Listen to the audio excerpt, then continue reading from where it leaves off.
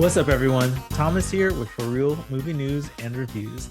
And it is once again time to hop into another film festival. This time around, it is Raindance Film Festival. And I have one of my favorite friends on the line to discuss what we are looking forward to at this festival from the UK. Taylor Baker from Drinking the Movies is joining me. Hey, Taylor, what's up? Hey man, thanks for having me again. I thought I got out of the film festival car after VIF when I got out of your car. Turns out that was a lie.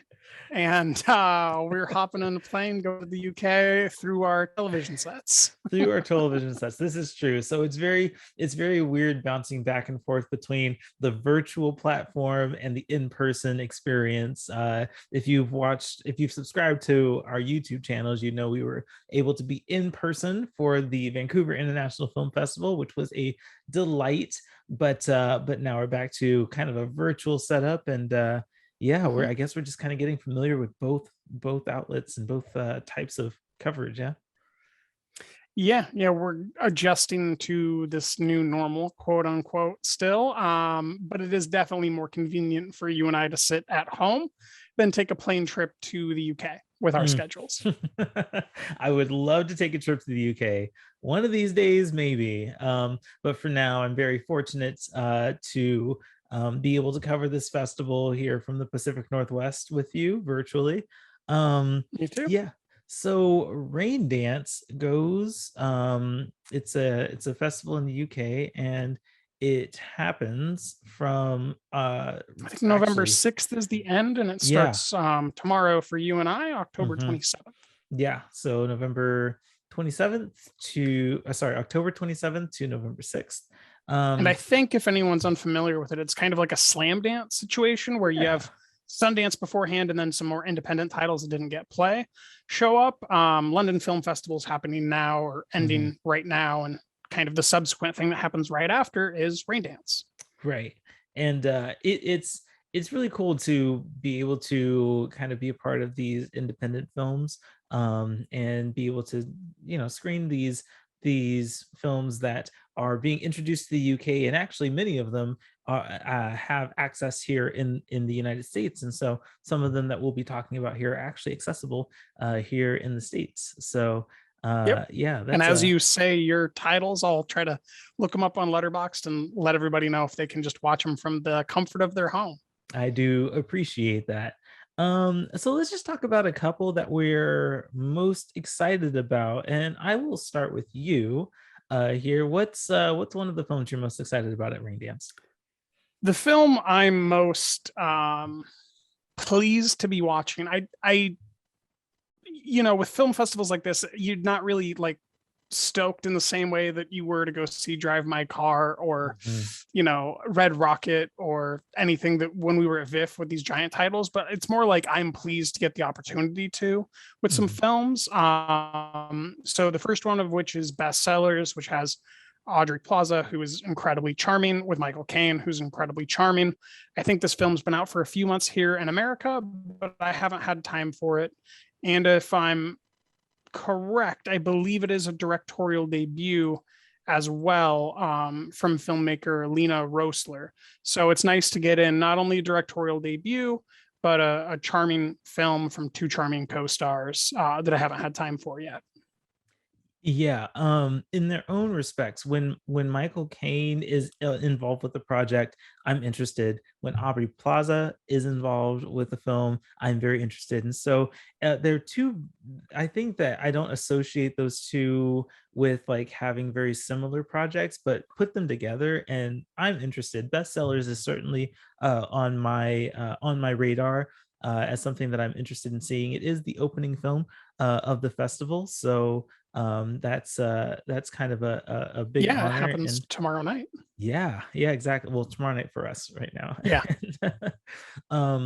I do want to watch that film, and like you said, Taylor, it has been available here in the States for a few months, and so those here in the United States can rent it. I'm pretty sure it's available. Yeah, you can rent it, buy it, and on iTunes I think you can even get a 4K copy.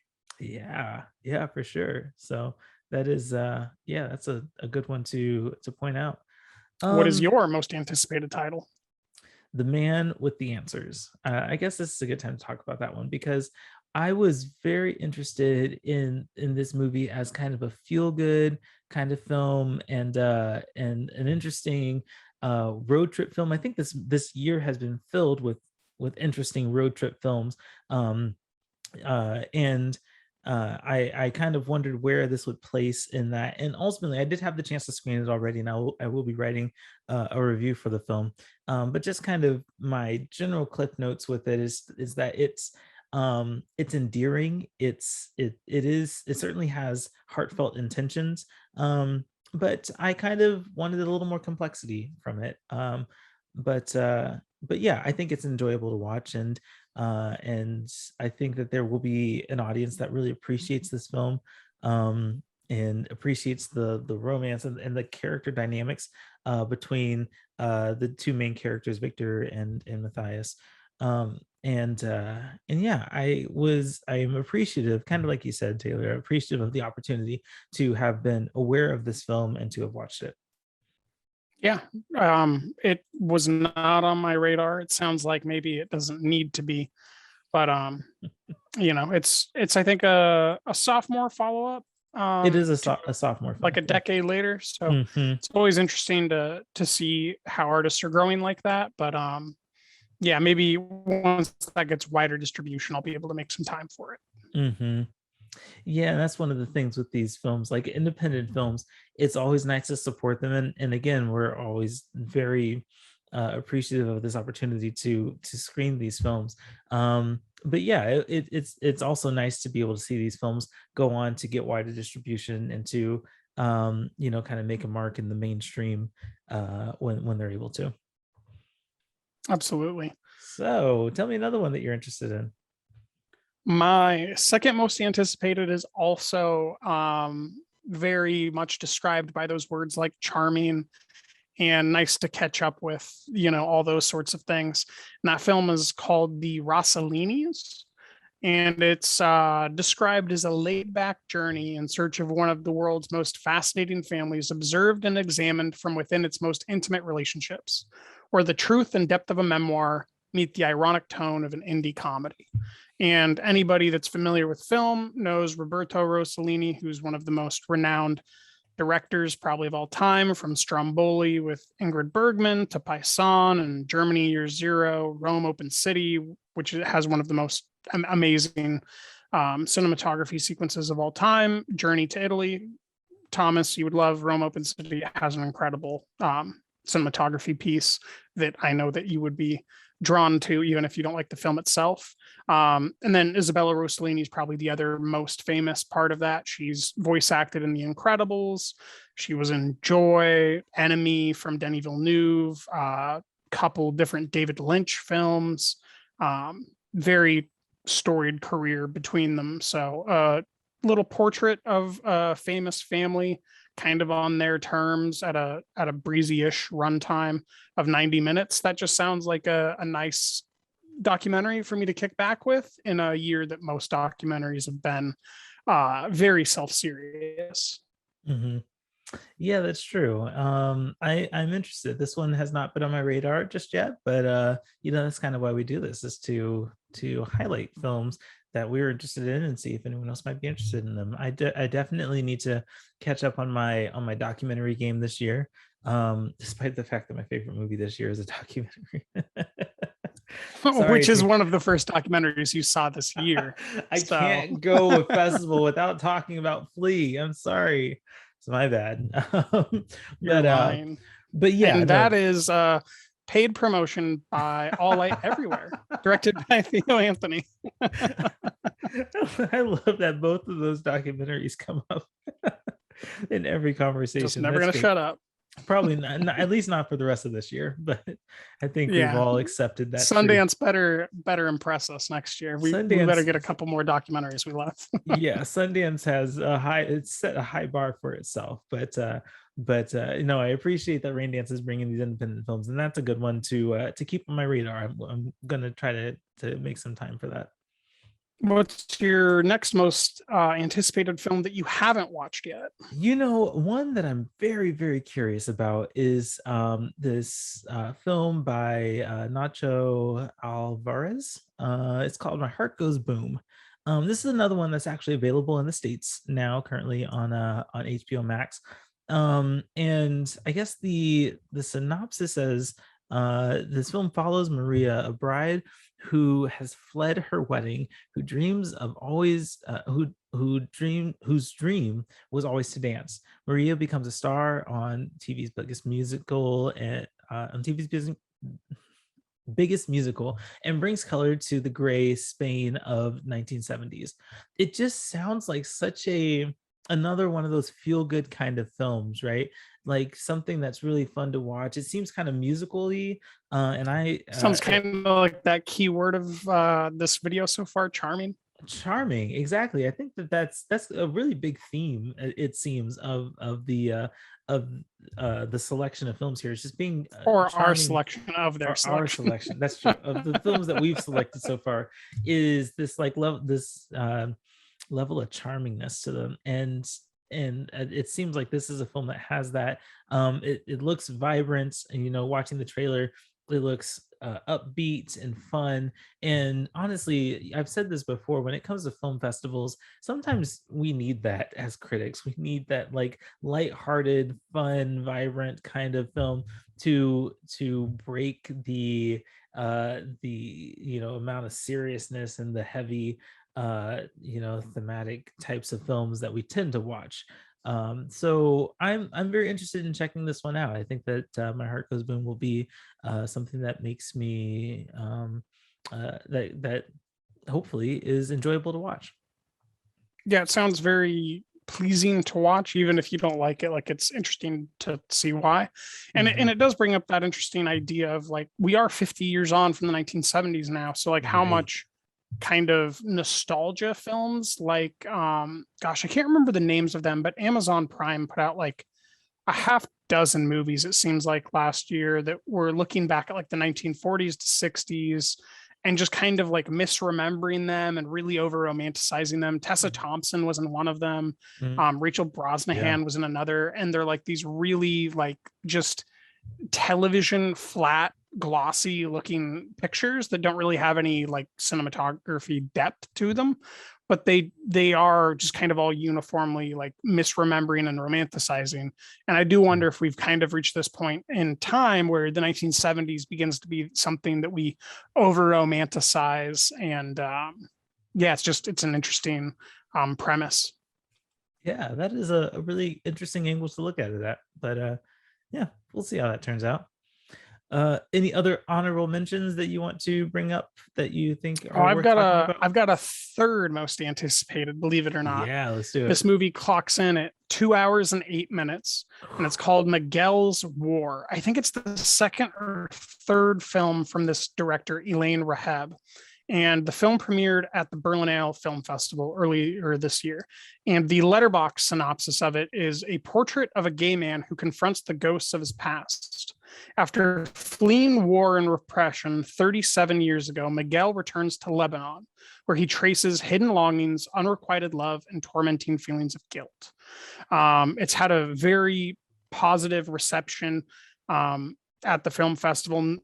Almost nobody's like actively disliked it from what I've been able to see. It's generally like positive, neutral to positive.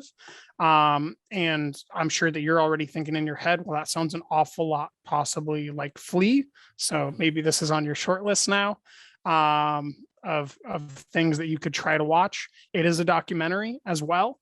So I just think it's an interesting story, especially because of just like Flea, this region where it's not permitted legally to be who you are, and then kind of coming to terms with that and reflecting on it decades later.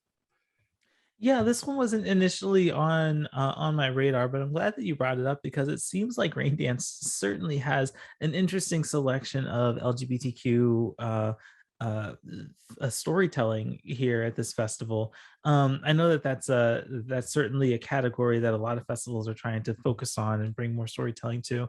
But it's nice to see how um, how interesting these particular stories are at this independent film festival. I think independent film itself has a lot to bring to our cultural awareness, and so this sounds like a film that I think will contribute a lot to the selection and the variety of storytelling that happens at Raindance. And this is a really really cool one to bring up. That runtime, that's a very daunting runtime, but I will imagine that it's worth every minute of the 128 minutes. I won't imagine that, but I'll hope it.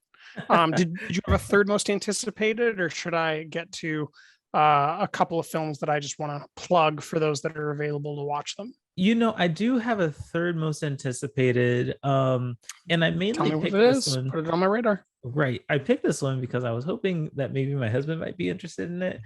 He likes horror films. And so That is a fact. that is a fact, a very strong fact. So when looking through the selection, something that I wanted to pick out something that maybe we could both watch and enjoy. And this one popped up. It's called Where's Rose, by director John Mathis. And it is a USA film. This is the international premiere, and it's a very breezy 83 minutes. But the synopsis says, when Rose is found after going missing, only her older brother Eric recognizes that an evil force has returned in her place. Eric enters a deadly game of cat and mouse as he attempts to find out who or what has taken her sister's place. And I have a feeling we might see this at Slam Dance. I get the feeling, I get that feeling too. It reminds me, oh my gosh, I'm blanking on the Irish film that You Are Not My Mother. So this reminds me a lot of the I was film going to You guess Are. Feast. Feast is another one that it's a very interesting kind of synopsis with this, kind of um paranormal spiritual takeover kind of thing. But Feast, You Are Not My Mother, this seems to fall right in line with those types of films. And I enjoyed Feast. Is I this the enjoyed only movie with any actor that was in Avengers?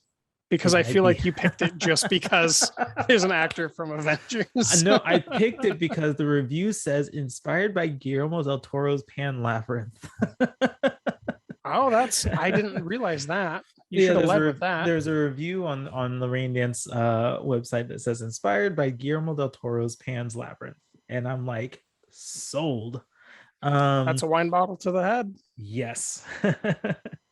But it just seems like an interesting, really an interesting kind of premise and type of film. I think my husband is gonna like this because I think that he, even though he didn't have the chance to screen Feast and You Are Not My Mother with me, those are films that I think he would have really enjoyed. And so I'm interested in putting us both in front of this one and seeing what we think, especially with the fact that it's nice to support American-made film over in the UK.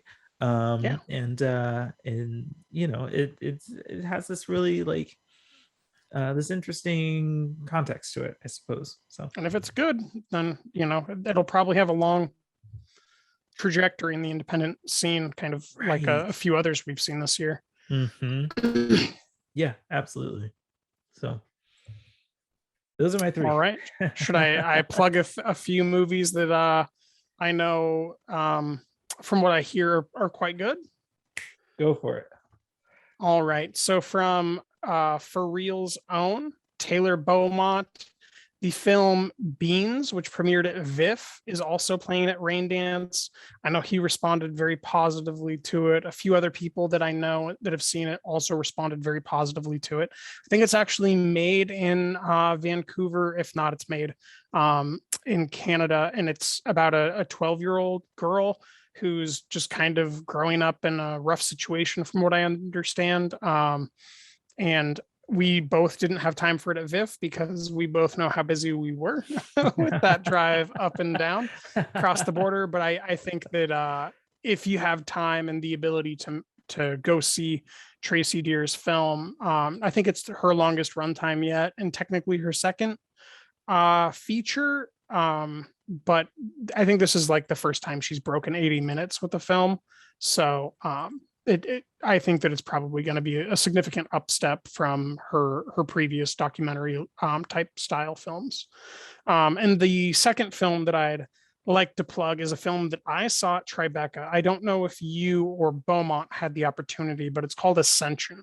And I think it's one of the best documentaries of the year. It's in my top 10 documentary list. And it's basically about the quote unquote Chinese dream, like we think about the American dream. And it really shows the day-to-day monotony and genuine suffering of the Chinese people trying to make ends meet as they stand in line trying to get a job. And you hear over the loudspeaker, if you have tattoos, if you're this short, if you're not this race, if you have piercings, if your eyesight's bad, you're not allowed to have this job. Anyone who doesn't fit that can stay in line. And it's just one of the most brutal depictions of capitalism with communism you can really ever witness. And I think it's an immensely powerful film. So if you have the opportunity, I definitely encourage that one. That's fascinating. I just looked it up, and I think I've glossed right over it because the image is of people in a what is this Lazy like a River. lazy river. Yep. Yep. And that did not. And yeah, I mean, even that's its own thing where you watch how hard these people are literally slaving away. And then they spend all their free money on this one Chinese holiday every 6 months or whatever to go do this one thing with their kids.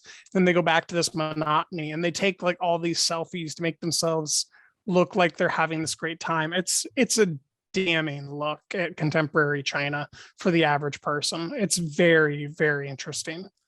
Wow. All right. Yeah, I would have glossed right over that one because yeah, that cover image I don't think communicates at all anything that you Right? just said.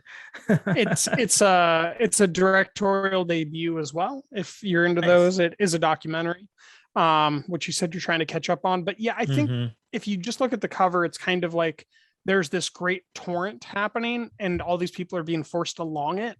Um, I do think there's a metaphorical power to the cover. I don't think it's a poor choice, but it does not convey how brutal it is. But it does kind of have the like the pop look where it's like Hmm. everything is terrible and we're supposed to be having fun, everyone. That's funny.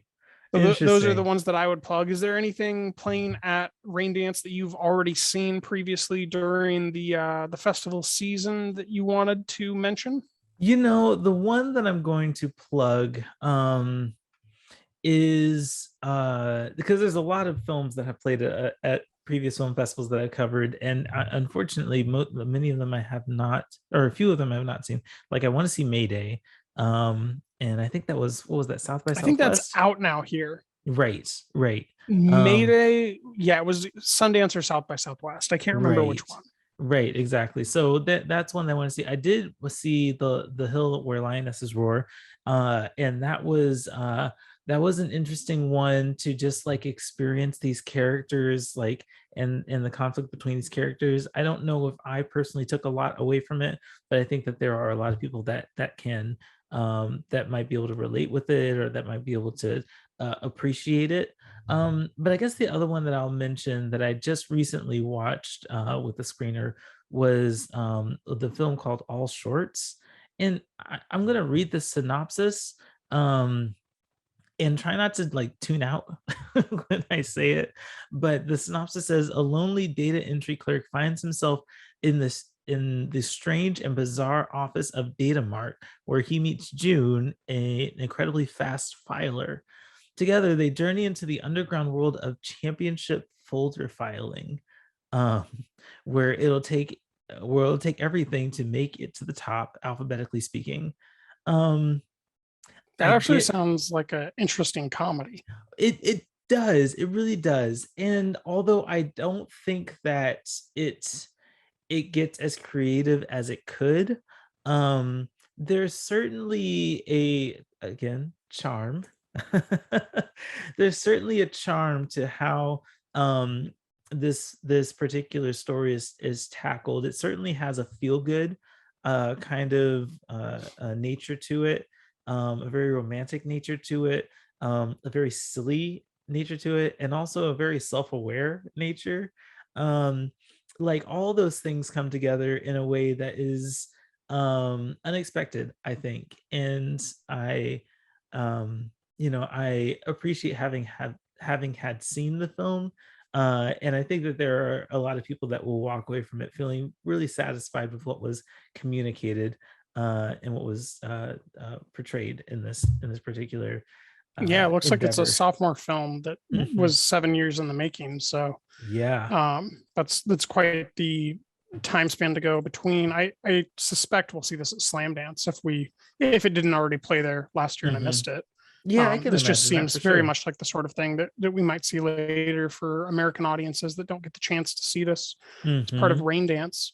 Yeah. Um, yeah, that's interesting.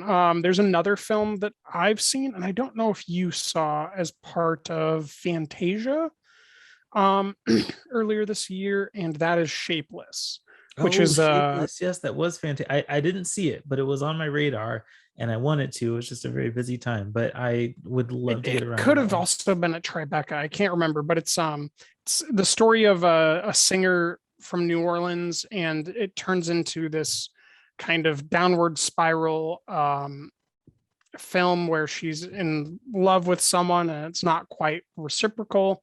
And she's also got an eating disorder. It's a Mhm. very complex film, but it does do some very interesting formal things. Mhm. Very low budget with its lenses and just its cinematography of inanimate objects kind of becoming more informative of the mental landscape of the main character.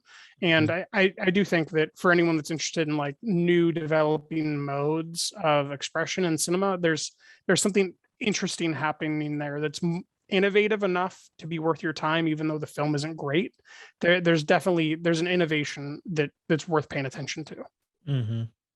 Okay, interesting. If I have time, I'll get around to it because I feel like it was South by Southwest film. All these film festivals just I kind of might have played merged there together. too. Yeah, It was we are deep in the year.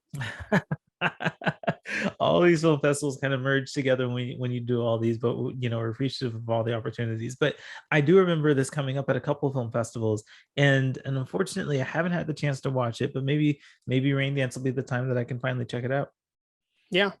Um, just the last thing, there's something called Helmet Lockenman hyphen my way. I think that he's like a composer and it's got a very breezy runtime.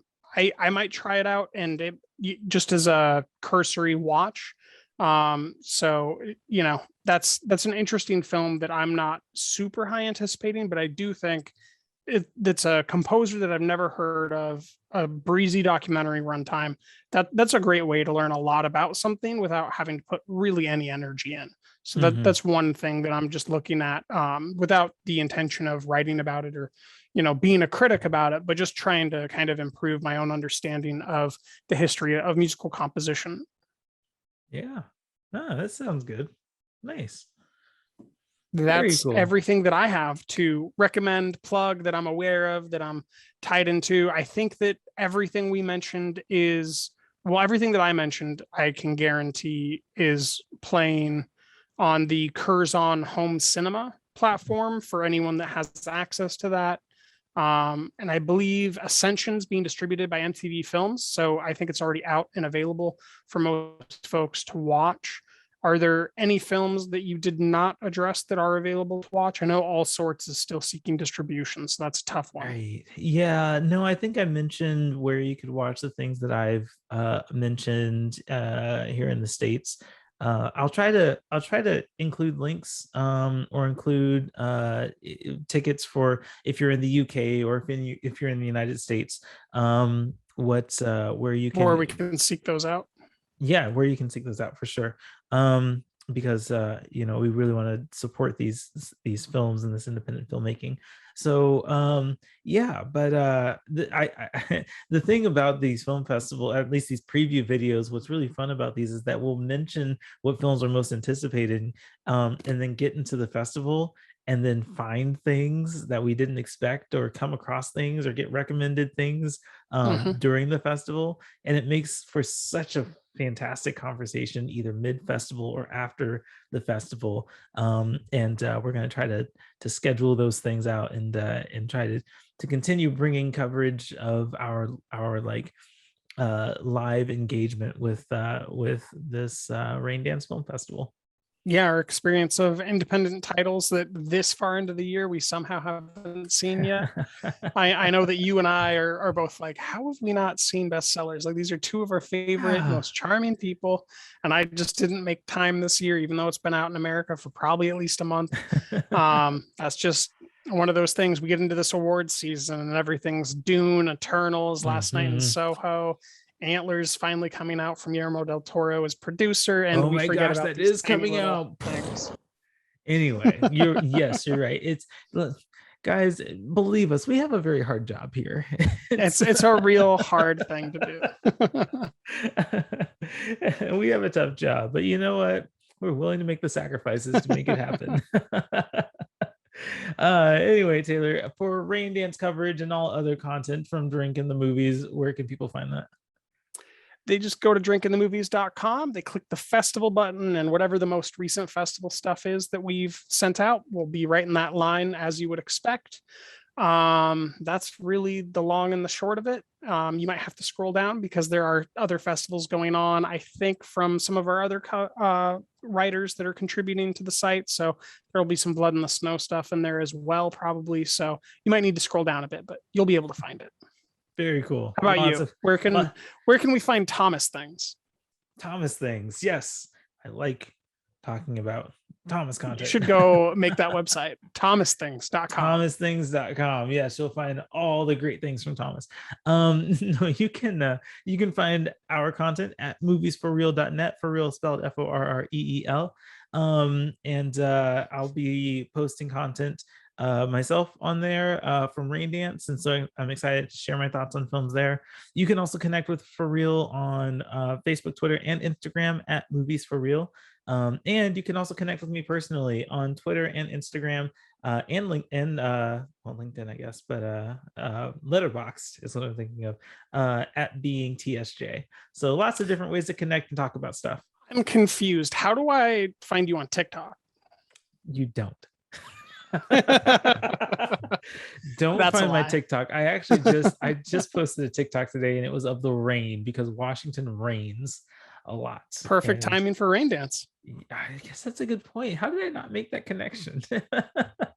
It's okay. It'll rain tomorrow, and I'll try it again. So yeah. Anyway, thank you for joining me on this, Taylor Baker. This is always fun to do, and hopefully it's a pleasure. I'll see you for a mid or end festival thing for anybody watching. We will absolutely put another video together, maybe a couple of videos together for Raindance, but until hopefully then, one Matthew Simpson can join us. Yes, he wasn't able to join this time, but he is also covering Raindance at awesomefriday.ca up in Vancouver. So check there for content from him, and hopefully we can have him on here another time. So I'm looking forward to it. Yes, and until then, everybody out there, keep it for real.